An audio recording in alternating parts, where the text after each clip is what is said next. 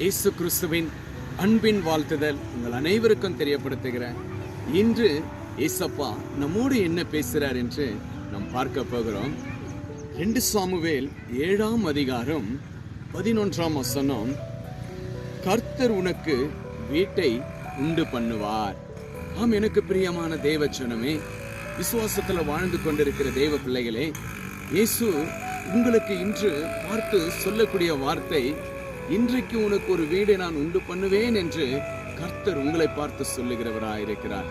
நான் என் வீடை கட்ட வேண்டும், ஒரு லேண்டை வாங்க வேண்டும், அதற்காக நான் அநேக பிரயாசப்படுகிறேன், லோனுக்கு போறேன், ஃபைனான்ஸ் ப்ராப்ளம், அநேக தடைகள், என்னை இந்த வீடை கட்ட முடியல, ஒரு லேண்டை வாங்க முடியல, எனக்கு ஒரு வீடு இல்லை என்று கலங்கி தவித்துக் கொண்டிருக்கிற தேவச்சனமே, இன்று நீங்க விசுவாசிங்க.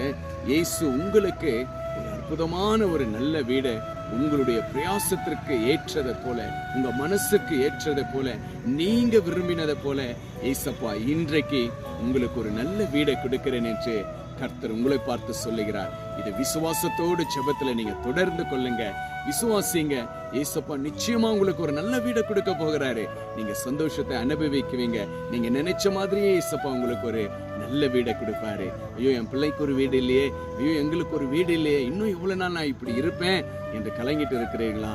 உங்க உள்ளத்தை முதல் ஆண்டவருக்கு வீடா நீங்க கொடுக்கும் பொழுது இயேசு இந்த உலகத்துடைய காரியமான வீடை உங்களுக்கு ஆசீர்வாதமா ஏசப்பா கொடுக்க வல்லவராக இருக்கிறார். அதுதான் கர்த்தர் உங்களை பார்த்து சொல்லுகிறார், உனக்கு ஒரு நல்ல வீடை நான் உண்டு பண்ணுவேன் என்று கர்த்தர் உங்களை பார்த்து சொல்லுகிறவராக இருக்கிறார். விசுவாசிங்க, ஏசப்பாவுக்கு நன்றி சொல்லுங்க.